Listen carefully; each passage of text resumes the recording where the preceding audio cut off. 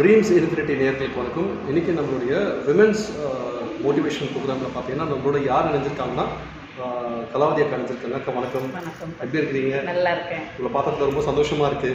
எனக்கும் ரொம்ப ரொம்ப சந்தோஷமாக இருக்குது. ஏன்னா நீங்கள் வந்து ரொம்ப உற்சாகமாக இருப்பீங்க. நல்லா இந்த ஏஜ்லேயுமே வந்து ரொம்ப ஆக்டிவாக நிறைய வேலைகள் செஞ்சுட்ருக்கீங்க. அதாவது எப்பவுமே சும்மா இல்லாமல் ஏதாவது ஒரு விஷயங்கள் வந்து நீங்கள் எப்பவுமே ஆக்டிவாக பண்ணிட்டு இருக்கீங்க. அது ஒரு நல்ல ஒரு எக்ஸாம்பிள். இங்கே இப்போ நம்ம இருக்கக்கூடிய பகுதி எங்கேன்னு பார்த்தீங்கன்னா நம்ம திருவொற்றியூர் காலடிப்பேட்டையில் இருக்கக்கூடிய சித்தா அகஸ்தீஸ்வரர் மருத்துவமனையில் தான் இருக்கும். இந்த மருத்துவமனையில் பார்த்தீங்கன்னா இங்கே வந்து நிறைய பேர் பயன்படுத்தி நிறைய விஷயங்கள் வந்து மக்களுக்கு போய் ஷேர் பண்ணிட்டு இருக்காங்க. நீங்கள் இங்கே வந்து ஃபஸ்ட்டு எப்போ வந்தீங்க? நான் வந்து 2023 மணலி சேக்காட்டில் சாரோடைய டாக்டர் சசிகுமார் ஐயாவுடைய ப்ரோக்ராம் ஒன்று நடத்துனாங்க. ஃபஸ்ட்டு நடத்துனது அந்த ப்ரோக்ராமுக்கு தான் நானே வந்தேன். ஒருத்தவங்க அதான் மெர்சின்றவங்களுடைய அம்மா அப்பா என்னை கூட்டிகிட்டு போனாங்க. ஃபஸ்ட்டு அவங்க தான் அறிமுகப்படுத்தினாங்க, சாரோடைய ப்ரோக்ராமுக்கு அறிமுகப்படுத்துகிறாங்க.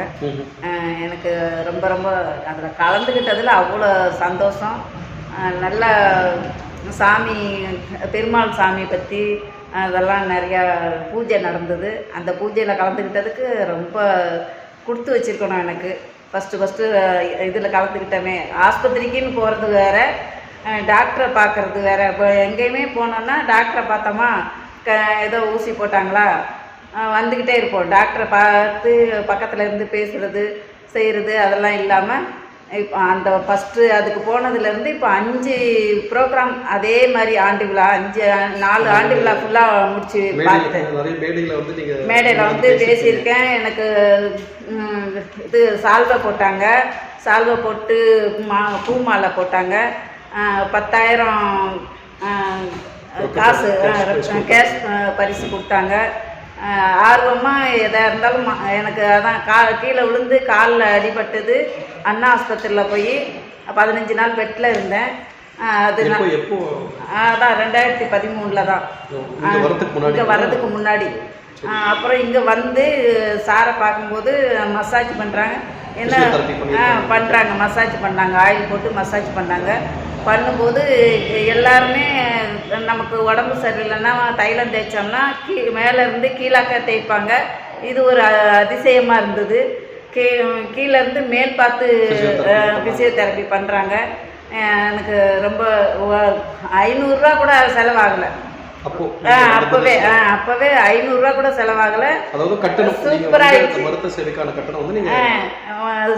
பண்ணாமலே சூப்பராக பண்ணாங்க. எனக்கு அதோடையே எனக்கு அவங்கள மனசை பிடிச்சி போச்சு. ஒவ்வொரு ப்ரோக்ராமுக்கும் எங்களை கூப்பிடுறாங்க. ஒவ்வொரு ஞாயிற்றுக்கிழமையும் மீட்டிங் வைக்கிறாங்க.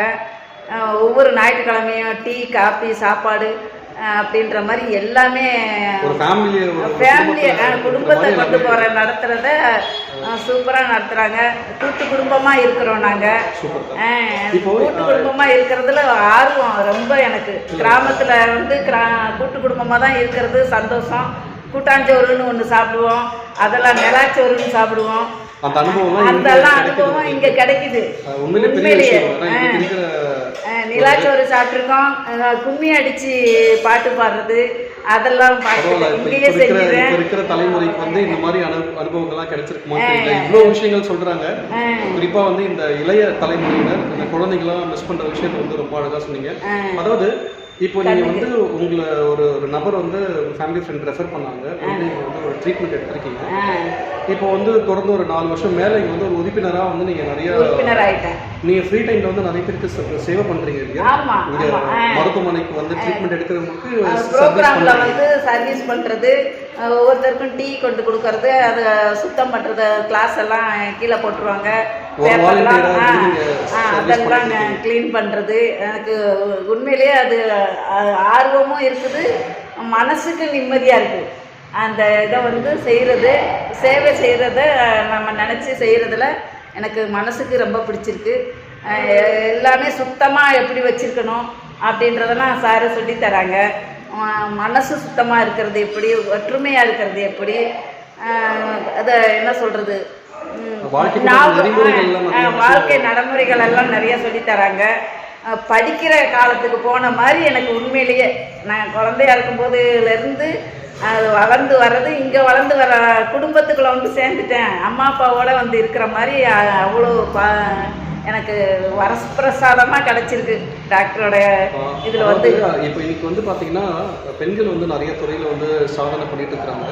ஒரு சாதனை புரியறதுக்கு எந்த துறையாக இருந்தாலும் அதுக்கு வந்து ஒரு பெரிய பேக்ரவுண்ட் இருக்கணும், அதுக்கான வந்து ஒரு பெரிய இன்வெஸ்ட்மெண்ட் இருக்கணும். அதெல்லாம் தாண்டி ஒரு சாதாரண ஒரு எளிமையான குடும்பத்திலேருந்து இன்றைக்கி வந்து பெண்கள் வந்து உலகமே பார்த்து பிரமிக்கிற அளவுக்கு நிறைய சாதனைகள் பண்ணிட்டு இருக்காங்க. அக்கா உங்களுடைய வயசு என்ன தெரிஞ்சுக்கலாமா? எனக்கு 56 வயசு ஆகுது. 56 வயசு ஆகுது. இன்னமும் அந்த கால்வலி இதுவானதுலேருந்து காலையில் 3 மணிக்கு எழுந்திரிச்சு சாப்பாடு செஞ்சு சாப்பிட்டு டெய்லியும் 3 மணிக்கு சார் சொல்லுவாங்க. அந்த சொன்னதுலேருந்து தான் அந்த மனசில் தினசரி 3 மணிக்கு காலையில் எந்திரிக்கிறேன். காலையில் சாப்பாடு செஞ்சு கடை திறக்கிறதுக்கு போகிற மளிகை கடை வச்சுருக்கோம். கடை திறக்கிறதுக்கு நான் தான் போய் திறப்பேன். நல்ல ஊக்குவிப்பாக இருக்கிற மாதிரி இருக்குது. சார் சொன்ன அந்த வார்த்தை வந்து காலையில் சீக்கிரம் எந்திரிக்கணும், அந்த பஞ்சகர்மா இந்த இதெல்லாம் நமக்கு அந்த ஆக்டிவிட்டிலாம் நிறைய கிடைக்கும் அப்படின்னு சொல்லியிருக்காங்க. அதெல்லாம் எனக்கு அனுபவமாக இருக்குது, உண்மையிலேயே அனுபவமாக இருக்குது. கண்ணுக்கு வந்து முக்கியமாக அதை சொல்லி ஆகணும். 9வது படிக்கும்போது ஃபெயில் ஆகிட்டேன். என்ன காரணம், நம்ம தான் 3வது ரேங்கு 4வது ரேங்கு அப்படி எடுப்போம். ஊசி கோர்த்தர்லாம் ஃபஸ்ட் ரேங்க் வாங்கியிருக்கேன். அப்படி இருக்கும்போது எப்படி ஃபெயில் ஆனோம் அப்படின்றத யோசனை. ஆமாம், அப்படிங்கும்போது அது இவ்வளோ இதுவாக காரணம் என்ன அப்படின்னு சொல்லி பார்த்தா கண்ணுக்கு செக் பண்ண போனோம். கண்ணாடி போட சொல்லிட்டாங்க. வயசு பொண்ணு போய் கண்ணாடி போடுறாளே, இது மாதிரிலாம் வேண்டாம் அப்படின்னு கிராமத்துலலாம் சொல்கிறாங்க. நான் பரவாயில்லன்னு போட்டுட்டேன். நம்ம படிக்கணும், பாஸ் ஆகணும் அப்படின்ற மாதிரி.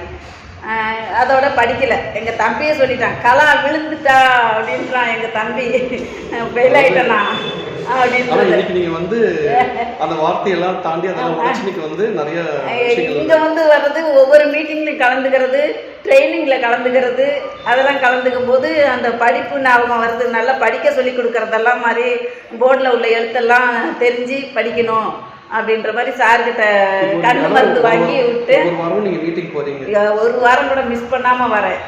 ஒவ்வொரு ட்ரைனிங்கும் விடாம வரேன். காலையில 3 மணிக்கு எந்திரிச்சு உங்க வீட்டு ஒர்க் எல்லாம் முடிச்சுட்டு கடையை பாத்துக்கிறீங்க. கடையை 12 மணி வரைக்கும் இருப்பேன். கடையில் 12 மணி வரைக்கும் இருப்பேன். எங்கள் வீட்டுக்கார் பொருள் வாங்கிட்டு வந்தோடனே வீட்டுக்கு போகணும்னு சொல்லுவாங்க. அதுக்கப்புறம் போய் துணி துவைக்கிறது, பாத்திரம் வளர்க்குறது எல்லா வேலையும் முடிச்சுட்டு இங்கே வந்துடுவேன்.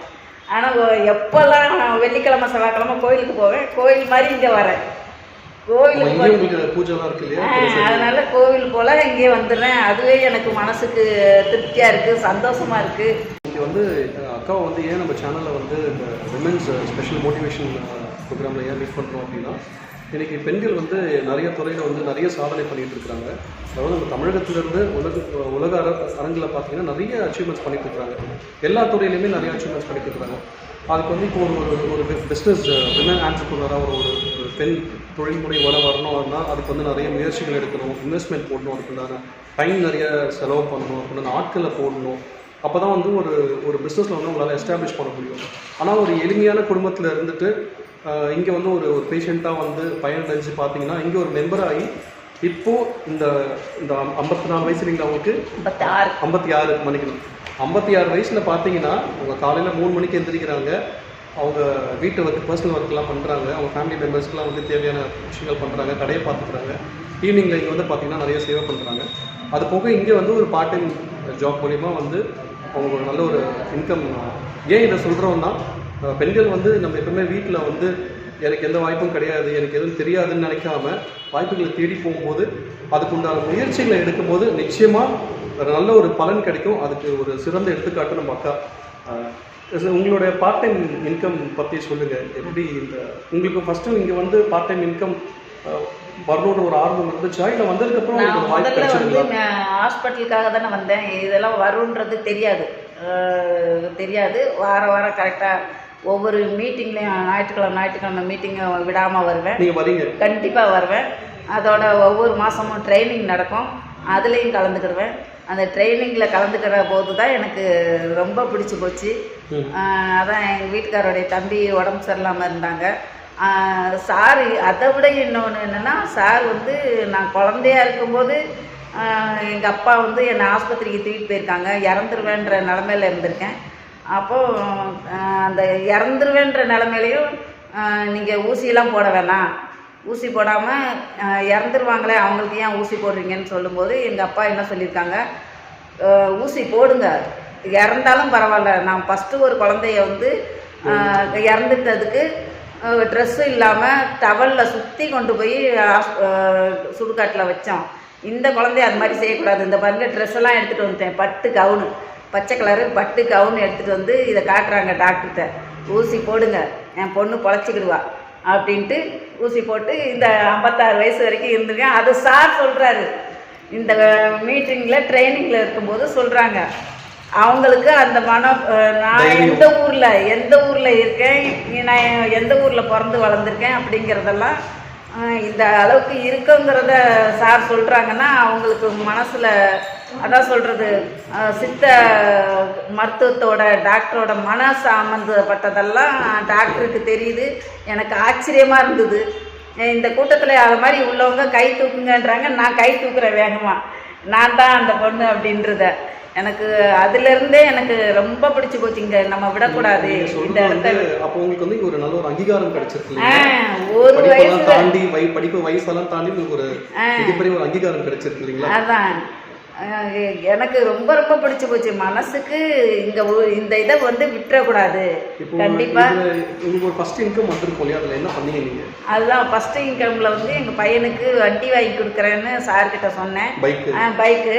பைக்கு வாங்கி கொடுக்கறதுக்கு பணத்தை அனுப்பிட்டேன். அவன் படிச்சிட்டு இருக்கும்போதே அவன் இது கார் லைசன்ஸ் வாங்கி படிச்சுட்டு கார் லைசன்ஸ் வாங்கிட்டான் அந்த 10,000 வச்சு. அது வந்து எனக்கு இன்னும் அளவுக்கு அதிகமான சந்தோஷம். ஒரு நெகிழ்ச்சியான விஷயம். இந்த ஏஜ்ல வந்து நீங்க ஒரு பார்ட் டைம் ஜாப் பண்ணி அதுல வந்து ஒரு 10,000 ரூபாய் ஏர்ன் பண்ணி உங்க பையனுக்கு வந்து நீங்க செஞ்ச விஷயம் வந்து உண்மையிலேயே ஒரு மிகப்பெரிய பாராட்டுக்குரிய விஷயம்.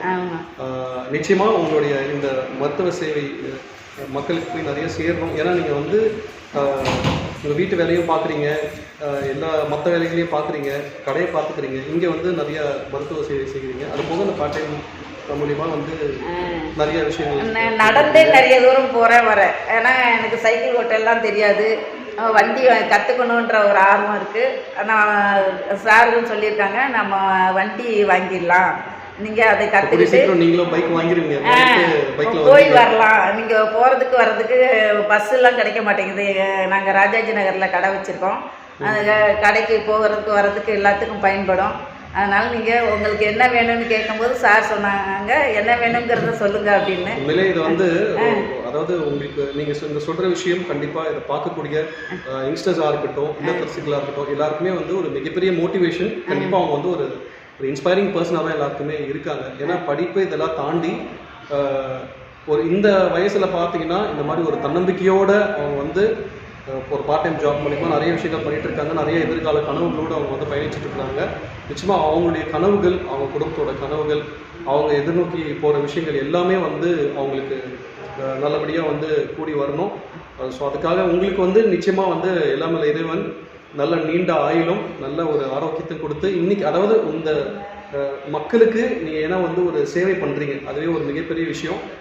நிச்சயமா எங்க அப்பா கூட சொல்லியிருக்காங்க, எதுவுமே வந்து செய்யணும், நல்லது செய்யணும், பலன் எதிர்பார்க்க கூடாது. நம்ம இவ்வளோ செஞ்சோமே, எனக்கு அது செய்யலை இது செய்யலைன்னு பலன் எதிர்பார்க்க கூடாது, நல்லது மட்டும் செய்யணும். யார்கிட்டையும் போய் அது இல்லை இது இல்லைன்னு போய் கேட்கக்கூடாது. அதெல்லாம் எனக்கு சொல்லி கொடுத்துருக்காங்க. நிறைய நீங்க மோட்டிவேஷன்ஸ் நிறைய நீங்க சொல்லிட்டு இருக்கீங்க.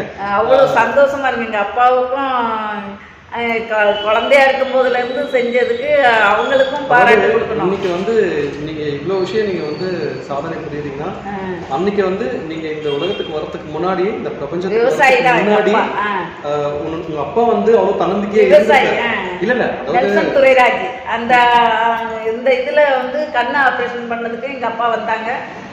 எம்என் கண் ஆஸ்பத்திரியில் நான் பண்ணி வாங்கப்பா, நம்ம முகாம் மூலியமாக போயினாலும் கண்ணை ஆப்ரேஷன் பண்ணிடலான்னு சொன்னபோது ஃப்ரீ இதில் கூப்பிட்டு போனாங்க.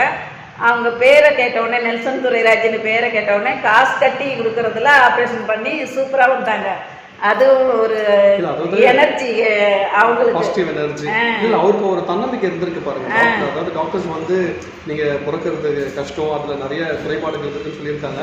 ஆனா அவருக்குள்ள இருந்த ஒரு மிகப்பெரிய அந்த ஒரு தன்னம்பிக்கை ஊக்கம் கொடுக்குறாங்க. ஆமா இல்ல அவரு வந்து தன்னம்பிக்கை வச்சிருந்தனாலதான் இன்னைக்கு வந்து இந்த 56 வயசுலயும் இவ்வளவு சாதனைகளை வந்து நீங்க மக்களுக்கு செஞ்சுட்டு இருக்கீங்க.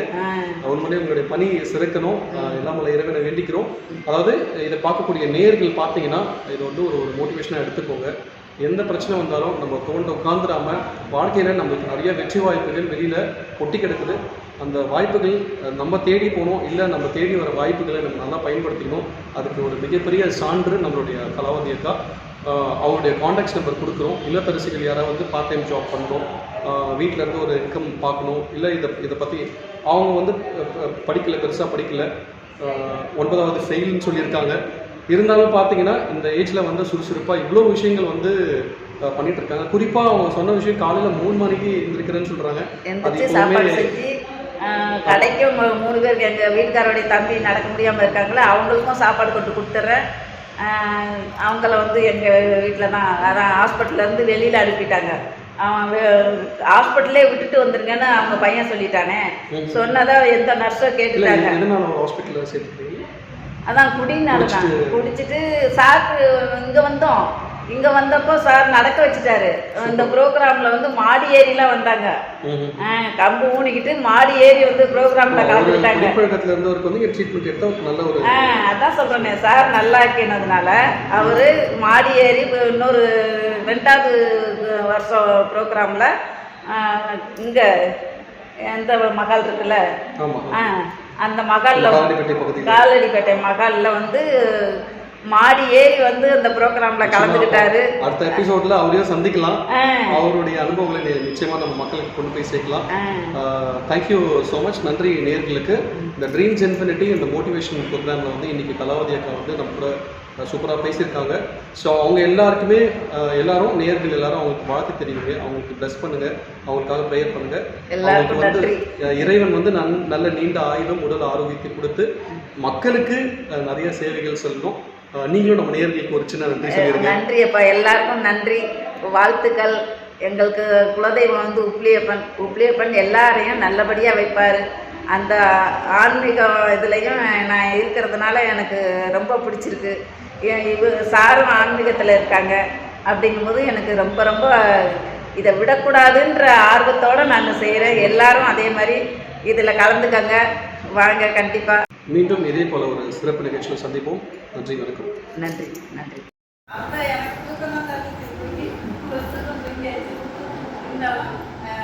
உண்மை எப்படி, வெற்றி எப்படி அடைகிறது, ஞாபக சக்தி வருது எப்படி, அது எல்லாமே புதுசாகவே எனக்கு சொல்லிக் கொடுக்குறதும் சந்தோஷம்.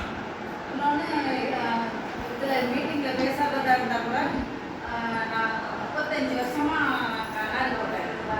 வயசுக்கு வந்த 19 வயசில் நான் கண்ணாடி போட்டது. சாருடைய மருந்தை வாங்கி ஒவ்வொரு சொட்டு நைட்டு படுக்கும்போது போட்டுட்டு வருவேன். இப்போ வாழ்க்கையே 3 வருஷம் ஆயிடுச்சு. அப்போ 35 வருஷம் கண்ணாடி போட்டு